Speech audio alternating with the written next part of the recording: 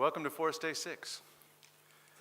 And I'll introduce our new Director General of CIFOR, Peter Hoagland.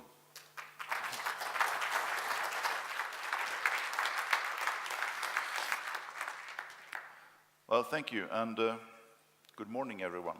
Honorable ministers, distinguished guests, and all of those of you watching us online. We're webcasting Forest Day today. It's my distinct pleasure to welcome you to Forest Day 6. My name is Peter Holmgren. I have the honor to have taken up the role as Director General of the Center for International Forestry Research since only 3 months. And some of you may recognize me in these circles. I've used to coordinate climate change and REDD+ for the Food and Agriculture Organization. So I've had the pleasure to attend and enjoy every Forest Day since the first one in 2007. It's been great to join CIFOR. I've seen over the years how the forestry research from CIFOR and from its partners is picked up worldwide, not least through the Forest Day. Next year is also our 20th anniversary, and that will be something to celebrate. I would like to acknowledge colleagues and friends from the Collaborative Partnership on Forests, the CPF. Without CPF, it would not be possible to gather leading international forestry organizations around an event like this, like the Forest Day. And this is also the first of a 2-day conference. Tomorrow, the Agriculture Day will pick up the ball under the same theme as today, living landscapes. And I'd like to now look back at Forest Day, and I would like to take this moment to pay tribute to Frances, my predecessor. Frances Seymour was instrumental in making Forest Day a success. Thanks to her energy, thanks to her engagement, we've seen after earlier Forest Days that more than 90% of the participants thought the days were successful or very successful. So 90% success rate, that's indeed a benchmark and a target for the negotiation meetings that are organized at the margins of Forest Day. Maybe it was the other way around. Since the first Forest Day in Bali, 6 years ago, more than 5,000 people from more than 100 countries have attended. This includes 1,000 UNFCCC negotiators and more than 400 journalists, more than 300 speakers. And that has included a president, governors, government ministers, Nobel laureates, scientists, global experts, and indigenous leaders. Forest Day was designed to help put forests on the climate change agenda. I think we can say that this mission has been completed. REDD+ continues to be one of the policy areas that have made the most progress in the climate negotiations over the past years. And on that note, Tony Lavinia, who facilitates the REDD+ negotiations, will give us an update at the end of today how things have progressed this past week, or as I've heard, maybe not progressed. So with all this accomplished with Forest Day, we have been asking ourselves, what role should Forest Day play going forward? And so the Collaborative Partnership on Forests has decided that today will be the final Forest Day to be held on the sidelines of the COP. And you may have seen some information of that already. But don't worry, this is not the end. As we all know, the negotiations are not nearly beginning to end. Instead, we see a beginning towards a new climate agreement in 2015. So at this ending of the beginning, we are not at all beginning to end our forest engagements at the COPs. On the contrary, we need to gear up and we need to work hard to keep forestry and natural resources management at the top of the list for the negotiators going towards 2015. We will come back later today on the future of the days at COPs, and I look forward to your feedback in these discussions. And let me also assure you that the Forest Day brand will continue to live beyond the realm of UNFCCC COPs. Forest Day has a high potential to attract and inform policymakers, key stakeholders, and also to gain media attention on forestry issues. And there's a need to ensure that forestry remain on the global, regional, national agendas. It's as important today as it was in Bali 2007. But now let me also speak about what's in store for all of us today. The theme today is living landscapes, solutions for a sustainable world. So what does that mean? Well, my experience from the role I had at FAO is that climate change really needs to be dealt with across sector boundaries. And this also tells us that forests and forestry needs to be viewed at also through the lenses of agriculture, food security, and broader sustainable development. Forests and forestry are really important for our future in many ways, and we should not frame that in isolation. For example, it's not constructive to see conservation of forests to be in opposition to food security. So it's time to look at new ways of solving old problems. If we avoid the false dichotomy between, say, forestry and food security, we will find that these objectives actually support each other. They're both part of sustainable development. So we've developed today's agenda along these lines. This year's discussion forums, as you see in the program, they look at how to improve governance and investments in rural development and how that can help lower emissions and reduce threats to our forests. There will also be a discussion on forest landscape restoration. That's very timely given the bomb challenge of restoring 150 million hectares by 2020. And of course, one of the important topics in the negotiations this year is drivers of deforestation. So there will be a session addressing what we know already and what needs to be worked out to address the drivers within REDD+. And for the first time, Forest Day will discuss mangroves, which are crucial for both mitigation and adaptation, and also in their role for food and environment in the coastal landscapes at large. Protecting and restoring mangroves is also an important topic for this year's host of the COP, Qatar. In the plenary sessions, we will look at potential integration between forestry and agriculture policies, taking up the discussion on landscapes and how they relate to sustainable development, and how climate change adaptation and mitigation may be addressed in cross-cutting ways. And further repeating the success of last year, we will hold another one-hour issues marketplace right after lunch. This year, 17 organizations will be presenting, and this will be held on the second floor, that's just above us. And during lunch and the coffee breaks, I suggest you take a look at the exhibits. We have 33 of them this year, and they will take place in the foyers on the second and third floors. And don't miss the closing session. We will pay a tribute to Forest Day and everyone that has made it a success over these past years. So again, most welcome to Forest Day 6. It's now my pleasure to call on my former colleague at FAO, Dr. Eduardo Rojas Briales, the Assistant Director General and the head of the Forestry Department at FAO. And today he will provide us with a welcome on behalf of our co-hosts, the Collaborative Partnership on Forests, which he chairs. Eduardo.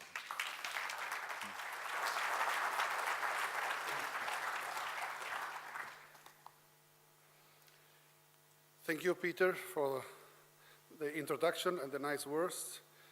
Honorable ministers, Under Secretary General, ambassadors, distinguished delegates and guests, ladies and gentlemen, good morning, bonjour, buenos dias. Allow me to welcome you all to Forest Day 6 on behalf of the Collaborative Partnership on Forests and its 14 member organizations which are hosting this event.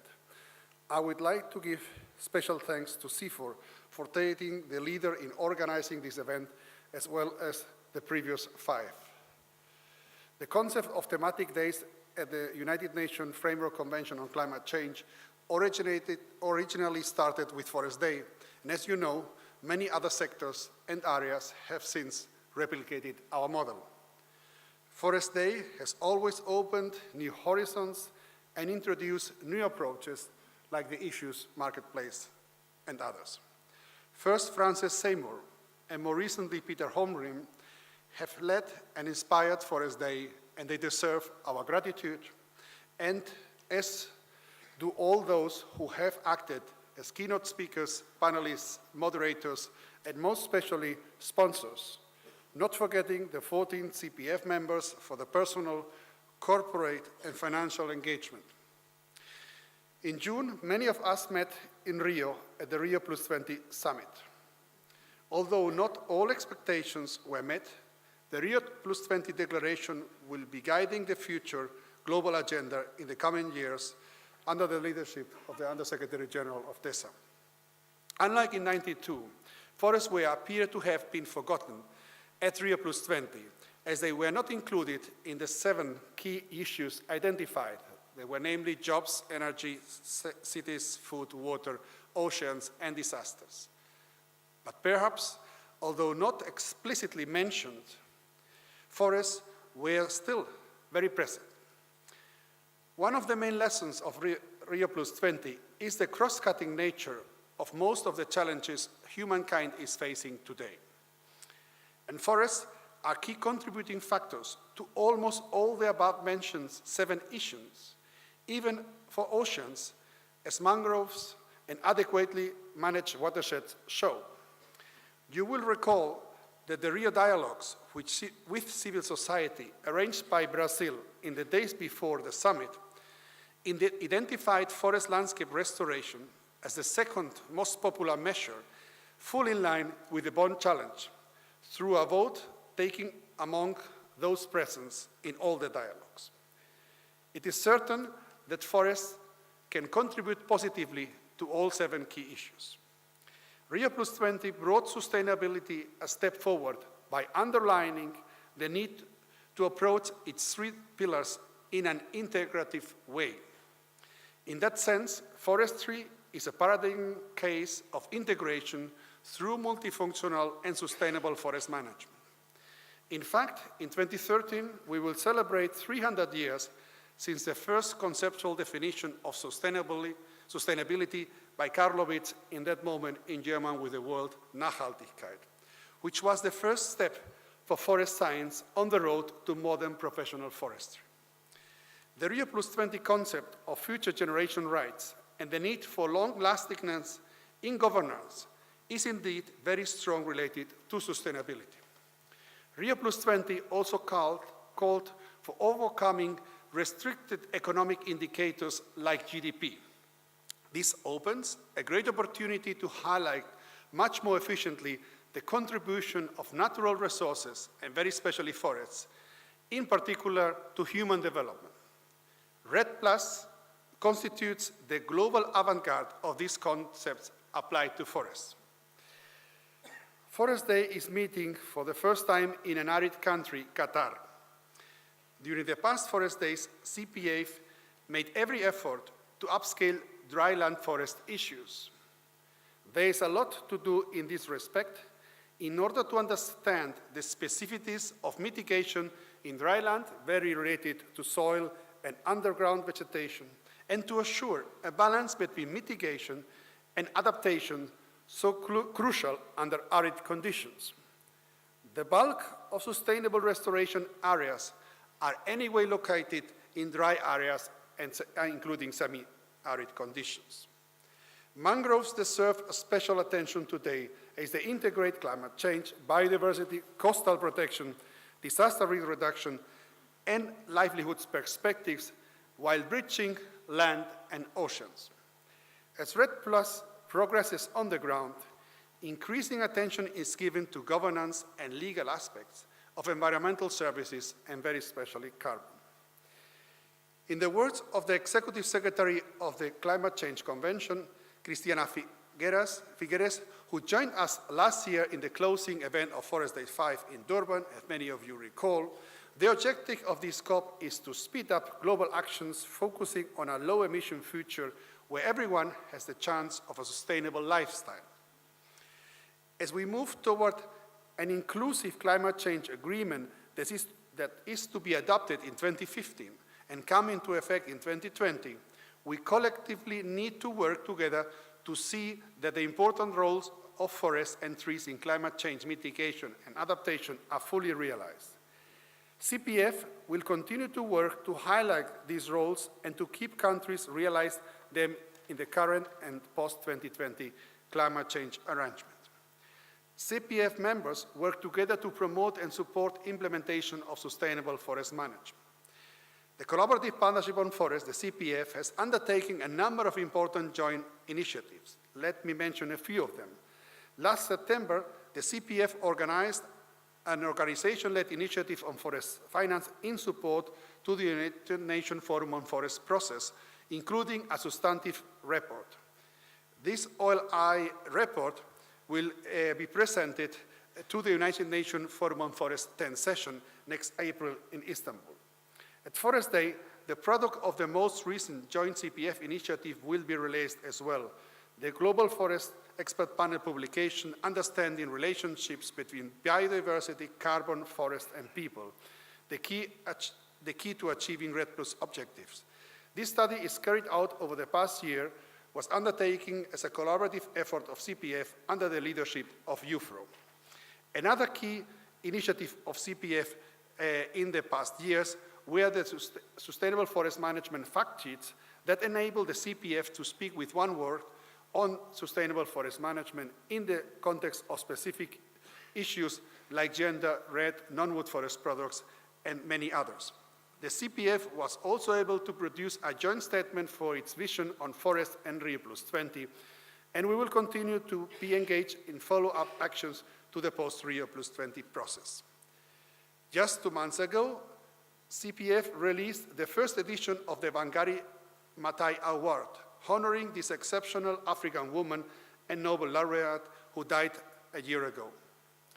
The collective work of CPF also allowed, just this Friday, for the proposal for the official establishment of the International Day of the Forests on March 21 to be approved by the Second Committee of the UN General Assembly.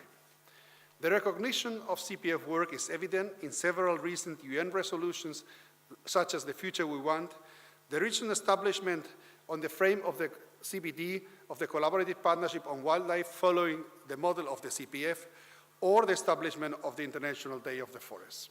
We are enthusiastic about the value these collaborative products bring to the forest community and encourage you to access these products via the CPF website. But Forest Day needs to evolve in accordance to the cross-cutting challenges mentioned earlier.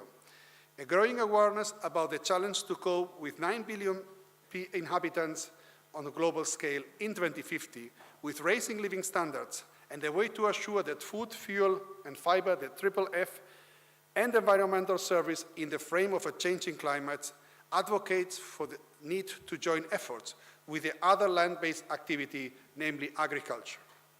The promoters of Forest and Agriculture Days understand that a single event focusing on those challenges, overcoming the scattered sectoral approach and moving to a landscape-based one would be due.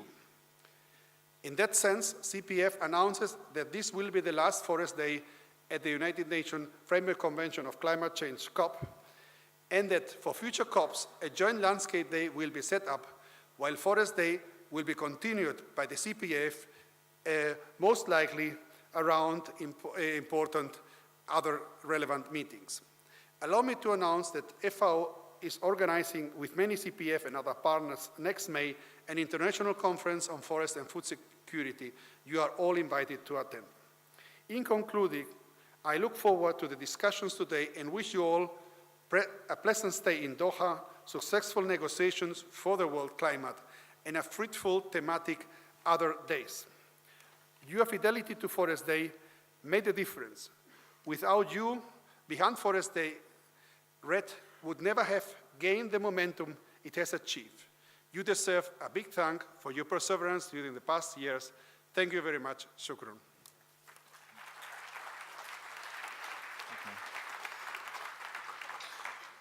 Thanks, Eduardo. And let me take this opportunity to say that it's really a bold step by CPF to say that we will join forces with others and work on the landscape. This takes many of us outside our comfort zone. So I really appreciate that CPF, all the partners in CPF, is taking this step. And it leads us out in not the unknown, but to a different setting. And I think it will be very interesting. We'll come back to that later. Now, I have the honor to introduce Wu Hongbu, Undersecretary General for Economic and Social Affairs at the United Nations Department of Economic and Social Affairs.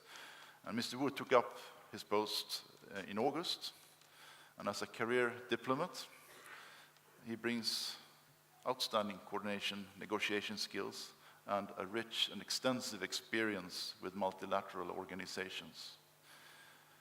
So that includes, of course, international conferences like the one today. So please, Dr. Wu. Thank you, Peter. Your Excellencies, ladies and gentlemen, good morning. Let me begin by congratulating Mr. Holgram on his appointment as CIFOR's new Director General. My congratulations also go to the members of the Collective Partnership on Forests, CPF, for building on the past experiences and successes of Forest Day.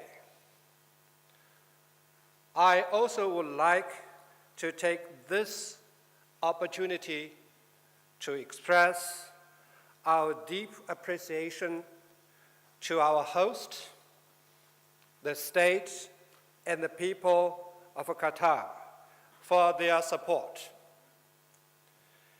This is the 6th Forest Day during the United Nations Climate Change Conference.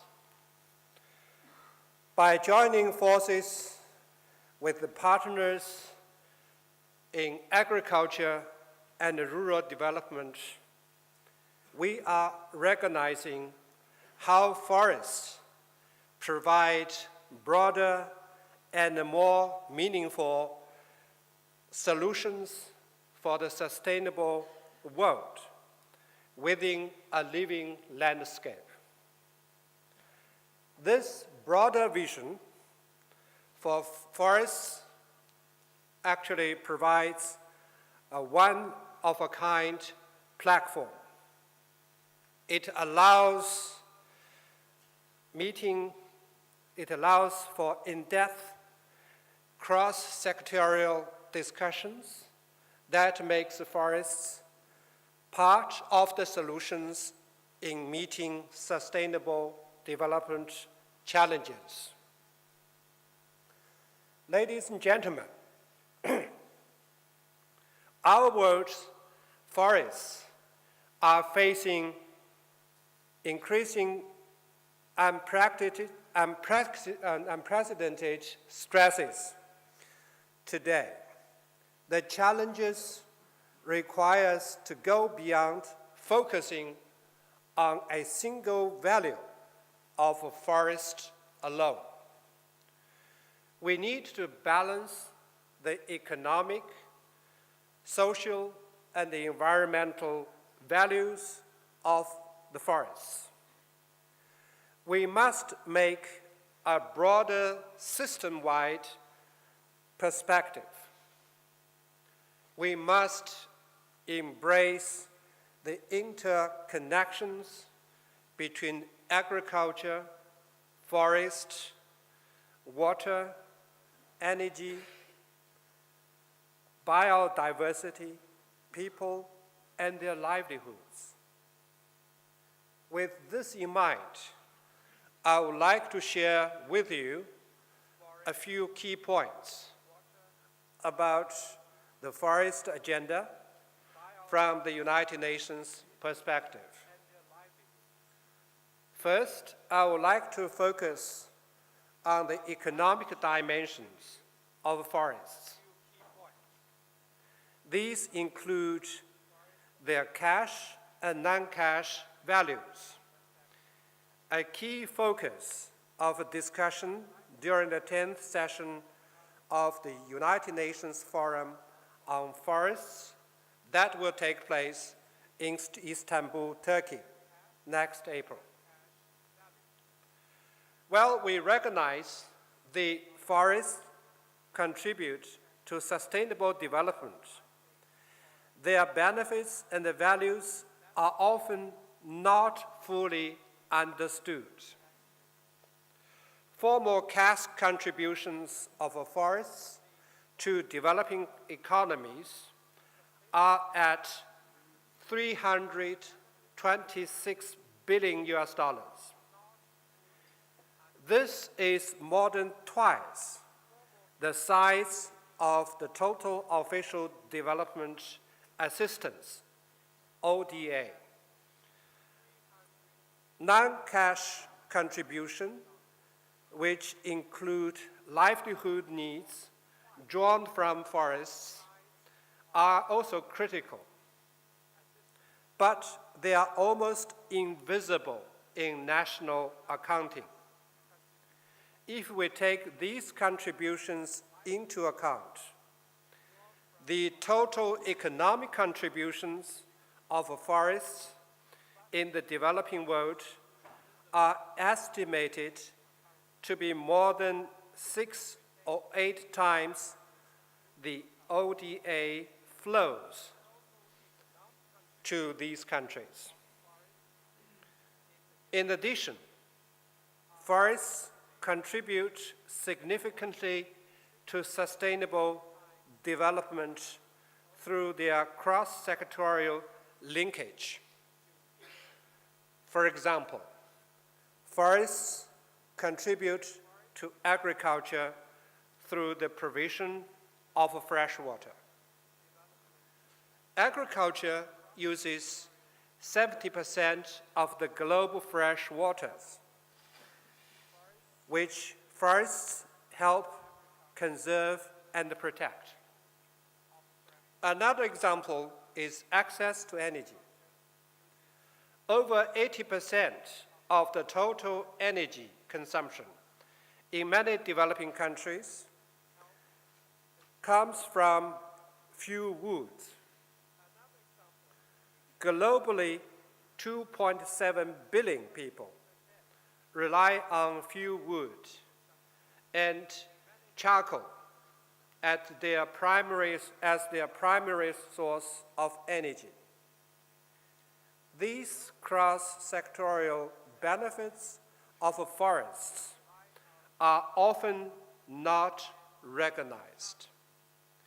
Yet, they are of critical importance to people's lives and livelihoods.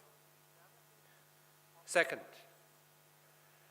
I consider it very important for us to take into account the findings of the collaborative partnership on Forests Advisory Group on Finance, AGF 2012 study.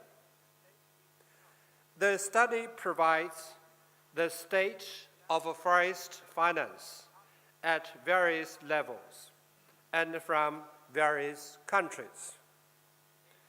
I will draw your attention to the geographic, thematic, and the data gaps that are underlined in the study. I also wish to underscore the critical decrease of financial resources to address these gaps. Let me point to a few aspects. For example, we convene Forest Day 6 in part of the world dominated by dryland forests. Yet they, together with other low forest coverage countries, LFCCs, and the small island developing countries seeds do not receive adequate funding to ensure that the forests are managed sustainably. REDDs plus funding go mainly to tropical forest cover for countries to help mitigate emissions from the deforestation and the forest degradation. No single solution can address the need for forest financing. By linking the research to the policies and working hand in hand with the partners, we can mobilize actions from all stakeholders. We can jointly devise supportive and complementary initiatives to resolve the forest finance challenge. Ladies and gentlemen, I also like to take this opportunity to highlight two ongoing processes that aim at reshaping the United Nations development work and that will have impact on how we move the forest agenda forward. The first is the follow-up to the recent Rio+20 conferences, which articulated a far-reaching vision. It is our responsibility to help turn that vision into reality. In this regard, the General Assembly has been addressing a number of issues, including promoting agreements on sustainable development goals, known as SDGs, developing a facilitation mechanism to disseminate eco-friendly technologies and adopting a 10-year framework for programs to encourage sustainable consumption and production patterns. At Rio, member states also reconfirmed their unswerving commitment to sustainable forest management. Here, Forest Day 6 provides a constructive entry point to follow up on Rio+20 outcomes. It demonstrates integrated action from the forest and agriculture communities in support of the sustainable natural resources management in the context of sustainable development. Ladies and gentlemen, the implementation of the United Nations Millennium Development Goals, MDGs, will reach the end by 2015. Before then, MDG will remain foremost on our collective agenda. With only 3 years remaining, the United Nations has embarked on the preparations for the post-2015 UN Development Agenda, with the sustainable development at its core. UNDESA is co-leading the UN task force charged with the planning together with UNDP. An important test of our resolve to build the future we want will be measured in how successfully we strengthen our cooperation from both within the United Nations system and with our developing partners. Ladies and gentlemen, Forest Day has made historic progress in helping to raise the awareness of forests within the climate change agenda, inspiring visionary changes and integrated initiatives towards a more sustainable pathway.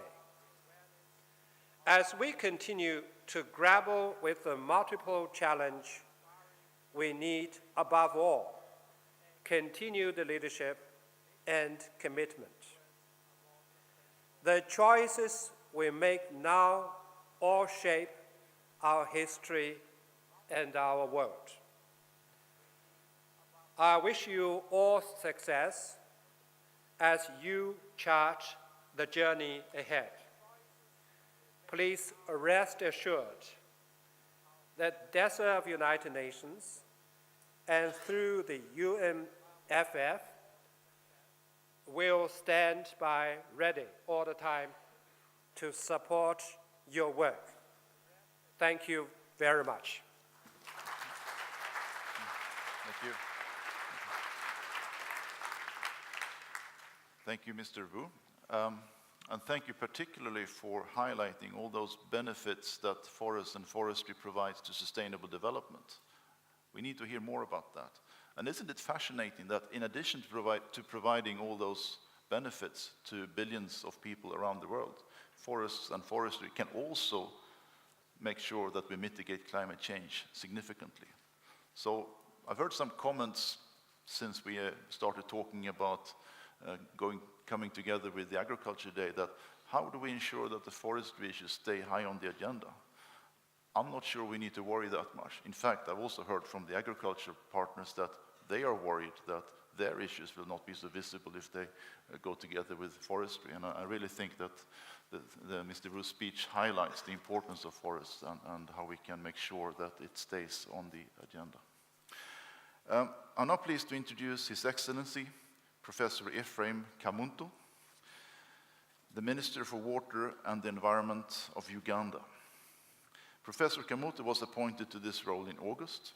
He's a respected economist, a university lecturer, and he spent considerable time in the private sector.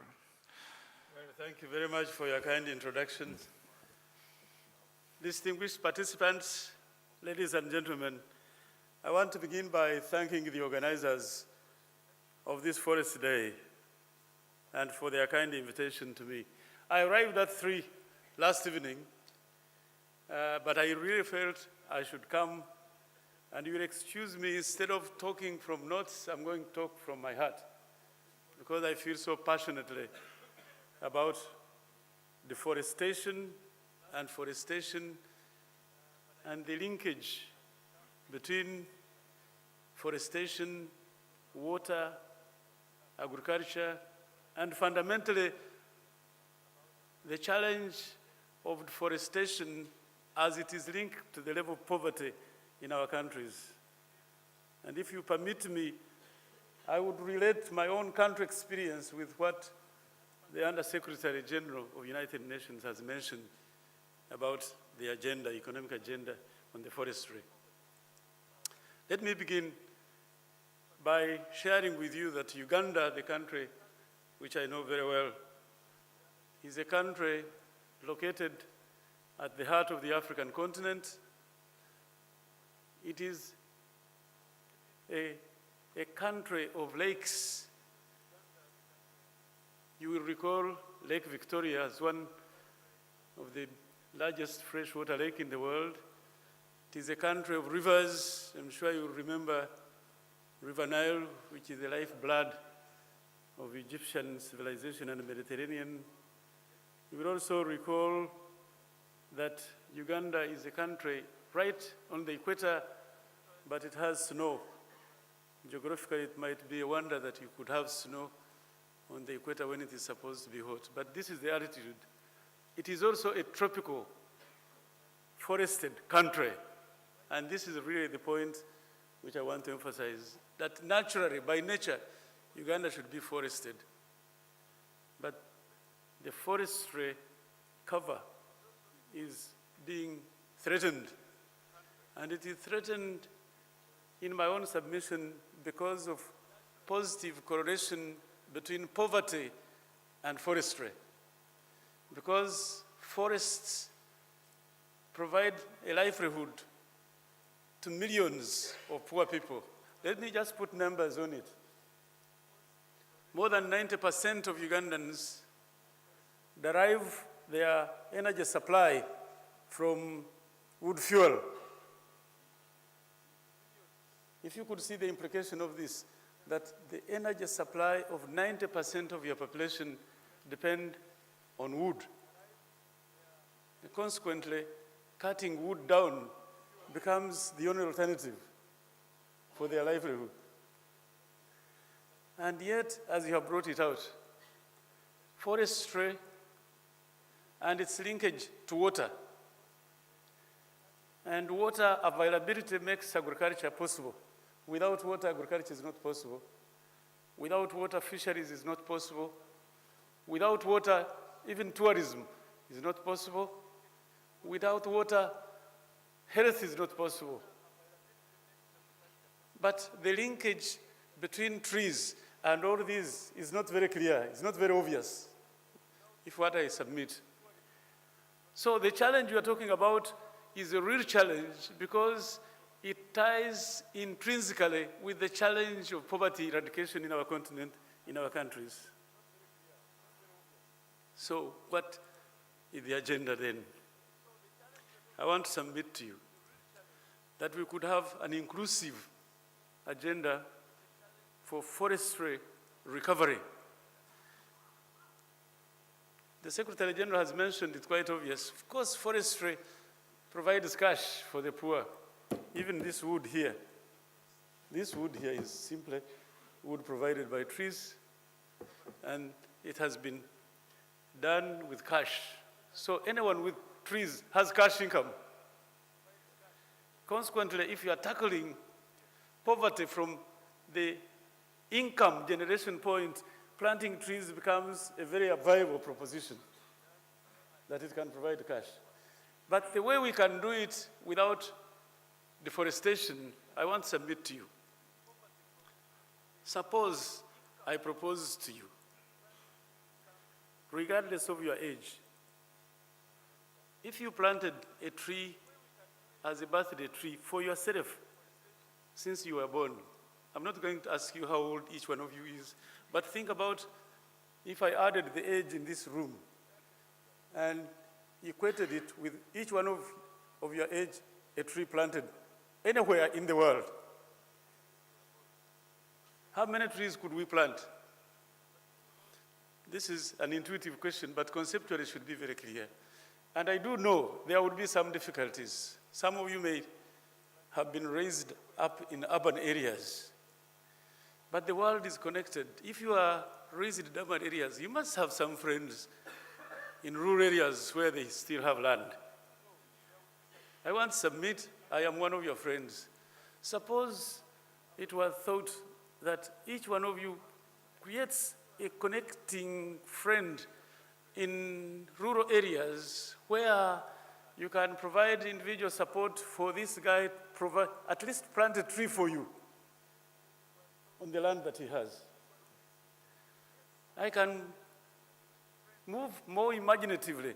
Suppose all the religions in the world, Islam, suppose we planted a tree for every year Prophet Muhammad was born, on every mosque in the world.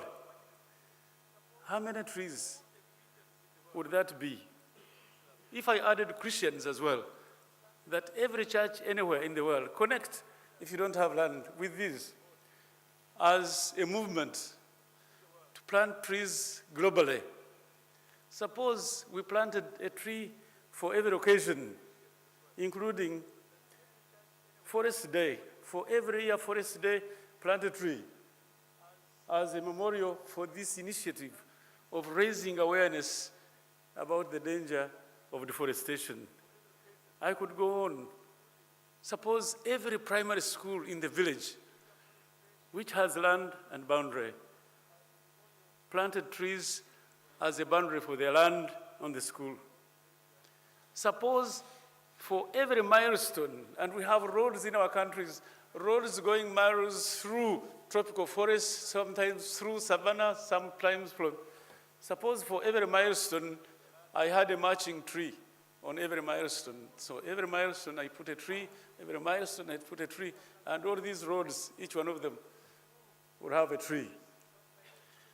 I could go on and on. I'm speaking from my heart, but conceptually I can see there is a lot of possibilities that we could make almost without effort. We can plant a tree on every occasion as a pleasurable activity, but in so doing would have saved mankind from the disaster of deforestation. I thank you very much indeed for inviting me, and I really felt the challenge, Secretary General, which we really share. Forestry is economics, forestry is also survival. Thanks. Thank you.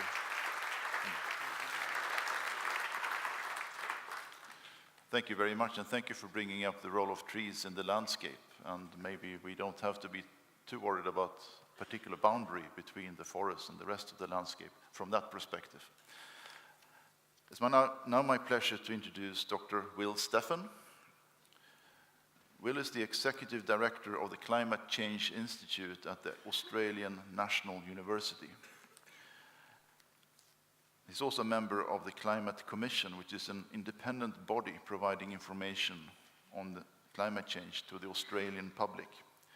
He's published widely on climate change, with a focus on sustainability issues, including adapting land use to climate change. And in 2011, he was the principal author of The Critical Decade, a climate report for the Australian government, which provided the scientific underpinning for the government's action on climate change through the introduction of a price on carbon emissions. So Will, you're going to have a keynote for us. Welcome.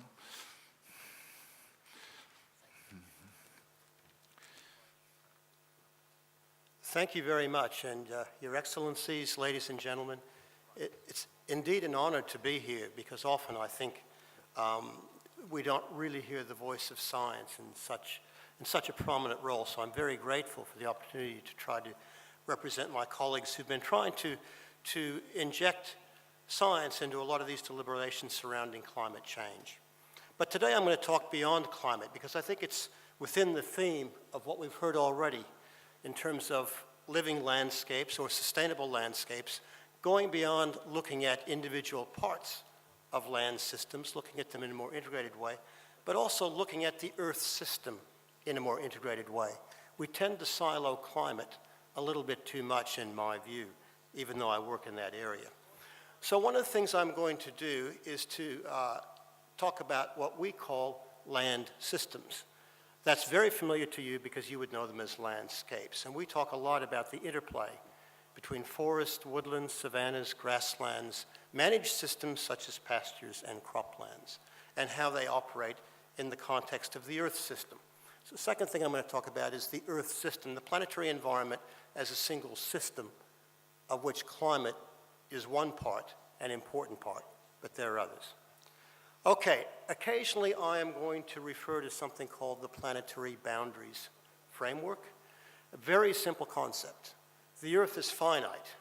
You can fly around it in probably a day and a half if you wanted to stay in an airplane that long. But also it's finite in many other ways. And as science knows more about it, it knows where there are intrinsic limits.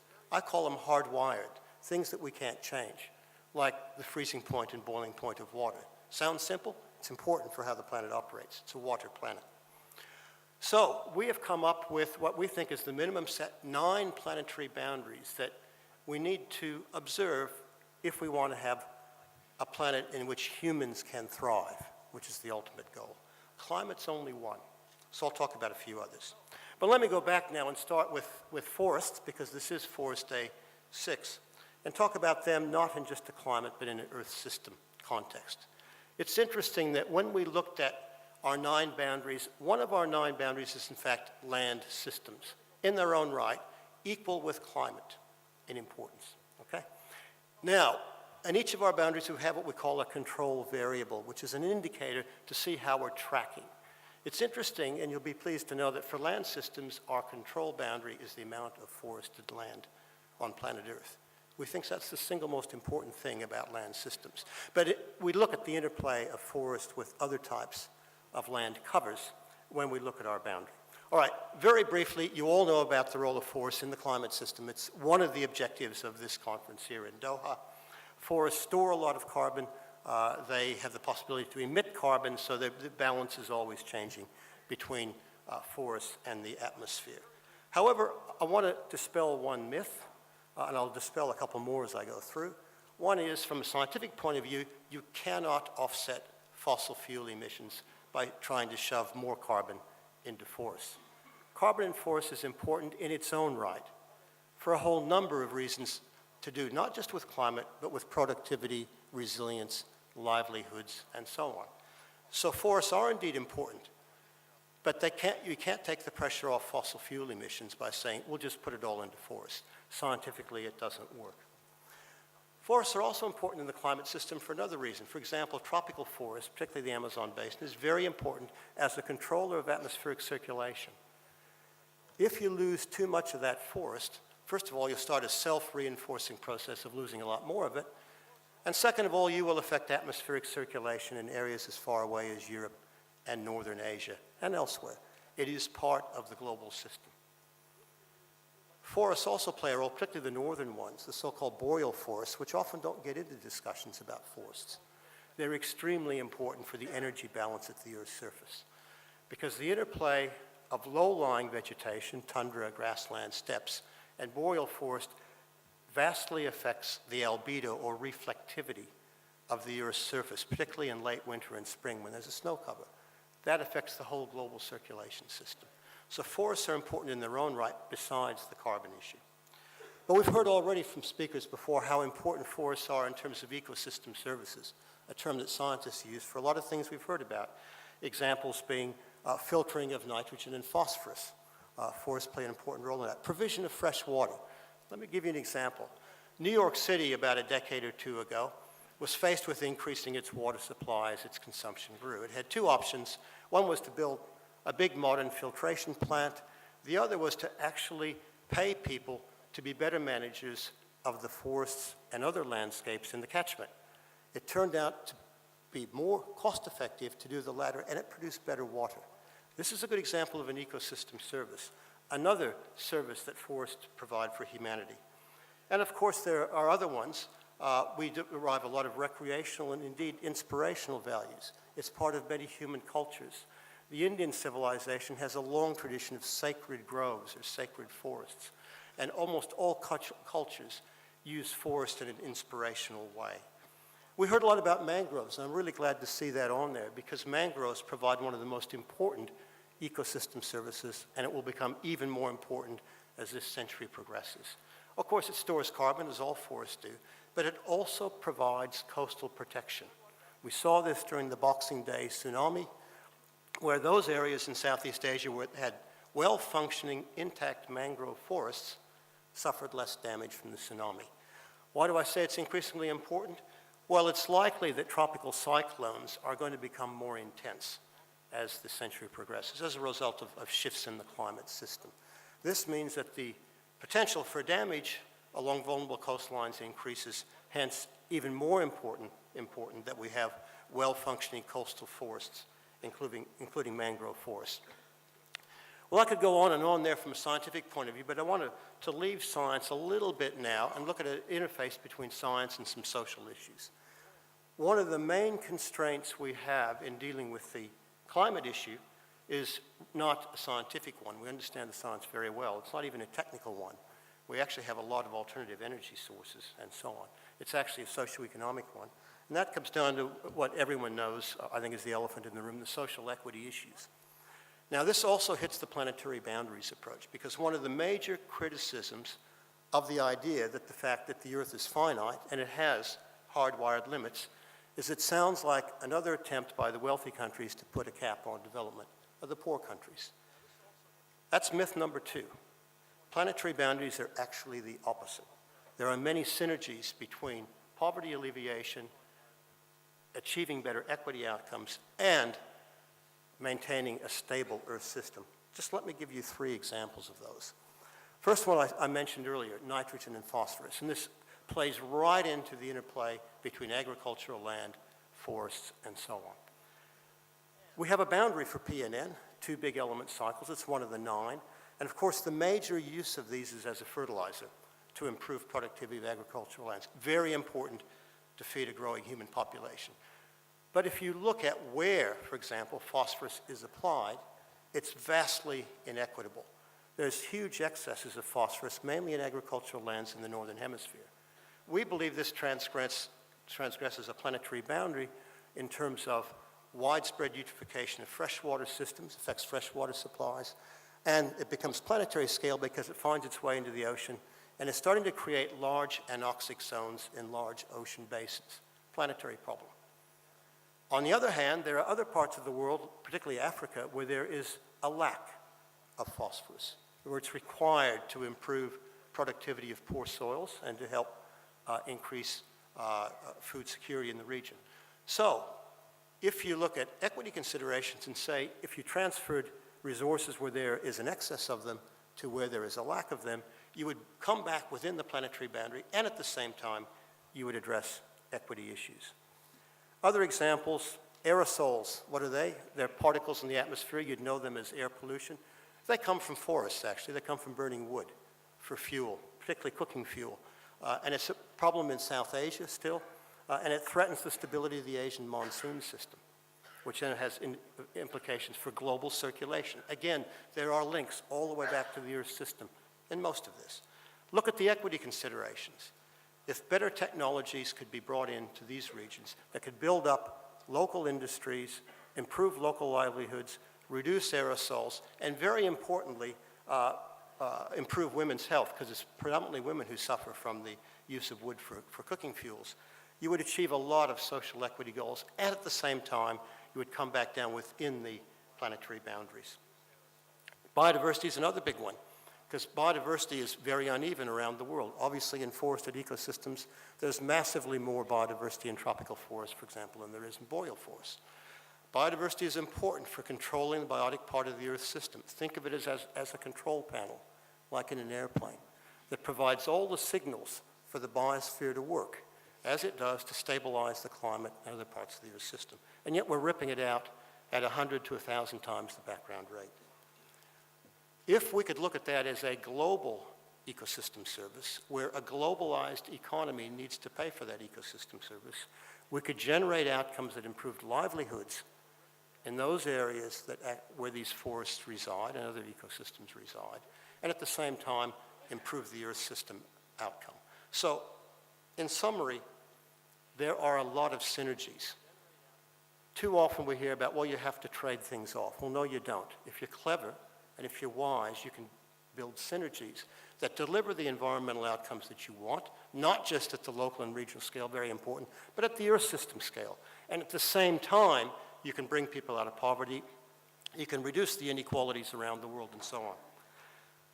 I want to make one more comment about the equity issue, which is a controversial one, before I finish off talking a bit about the SDGs, the Sustainable Development Goals. There's been some fascinating work done by a couple of researchers, epidemiologists, called Wilkinson and Pickett. What they've done is they've only looked at the OECD countries, the wealthy countries, and looked at them country by country and said, all right, let's just do 2 things. Let's look at a basket of social outcomes, things like crime rate, things like obesity, some of the social issues that affect wealthy countries. And let's look then at income inequality within those wealthy countries. That's looking within my country, within the USA, within European countries, within Japan, etc. There is a remarkable relationship, correlation. Those countries that have the lowest income inequality have the best social outcomes. It won't come as a surprise to you of which countries win. It's the Nordic countries, the Scandinavians plus Finland, and it's also Japan. Of course, the country that comes out worst may not surprise you either. It happens to be the USA. So there's a very interesting lesson. And that relationship, it's stronger the higher the scale is. So we're suggesting, from a planetary boundaries point of view, that if you look at inequalities between countries, not only within countries, the same relationship may well hold. That you may get better social outcomes around the world if you reduce the inequalities between the developing world and the developed world, the wealthy world. And as I said before, at the same time, that tends to keep us within the boundaries of planet Earth. Again, a global scale synergy. Research is controversial. A lot of people are fighting it. I'm putting it on the table as something we need to think about. So that's myth number 2, is that there's always a tension between meeting environmental goals and meeting human goals. It doesn't have to be that way, and I would argue in the 21st century it can't be that way. The last thing I want to talk about are the Sustainable Development Goals arising out of Rio Plus 20. We've heard it often, again and again and again, about the 3 pillars of sustainability: economic, social, and environmental. And again, I hear many times about trade-offs. Scientists don't look at it as 3 pillars. We have a different view. We have it as a nested hierarchy. Think of 3 big circles, one big one, middle-sized, small one inside the other. The biggest one, not surprisingly from our view, is the environment. And it's very simple. We humans are physiological creatures. We are mammals with certain requirements for food, for temperature ranges, for water, for other things. No matter how wealthy we are, we can't get around that. And the environment has to provide that. It has to provide the services, the products that you're well aware that all the services that forests deliver and agriculture deliver. We need that. We need well-functioning systems. So that's the bottom line. And now in the 21st century, it's a global scale issue. We have to have a stable Earth system if 7 billion people and eventually 9 billion, 10 billion people are going to thrive. It's not negotiable. We simply cannot survive if that's not so. So that's the number 1 big circle. The next one, in fact, is social systems. And you can see that quite clearly. You need to have a well-functioning social system to support an economy that actually works. And so that's why I've spent as much time on social issues as I have on scientific ones. And we've got to make sure that we have well-functioning social systems within countries and particularly between countries to make this whole thing work. And the last one, of course, is economic. You have to have good economy that provides livelihoods, meaningful livelihoods, sustainable livelihoods, and so on. But you can't get that if you don't have a good social system and good governance and well-functioning institutions. So let me close then with going back up to that big circle and talk about, well, what do we actually need then in terms of sustainable development goals, in terms of the environment? First of all, I would agree with the previous speakers. We've got to keep our eye on the Millennium Development Goals. We have to continue to bring people out of poverty, improve livelihoods, et cetera, et cetera. We've made progress, but we've got to keep going on that. And there are other social goals, particularly sustainable consumption and production in wealthy countries, and equity issues, which are important. But returning to the environment, I mentioned that there are 9 planetary boundaries. I'm not going to go through all 9. I've mentioned a couple of them. I was talking to my own Minister for the Environment in Australia and briefing him and some other environment ministers on planetary boundaries, and he sort of waved his hand and he said, 9 is too much, 9 is too much. We in the policy community can't deal with 9. Can you actually get it down to something we can manage? And that's a good challenge, actually, to us. Scientists love to get into complicated analyses and models and so on. So I thought about this and said, SDGs, and we're not going to get 9 environment goals in SDG. We might get 1. We might even get 2. And at the global level, which I think you have to think about now in terms of SDGs, what would be the 2 out of the 9 planetary boundaries that I would choose? Well, the 2, probably one of them won't surprise you, and it is climate. And there's a good reason for that. We need a stable climate system, or all else isn't going to work very well. In my lifetime, I'll still have a stable climate system. It isn't changing that fast, but not in my grandchildren's time. And that's really what we have to think about. The second one may surprise you. It's biodiversity. Why is that so?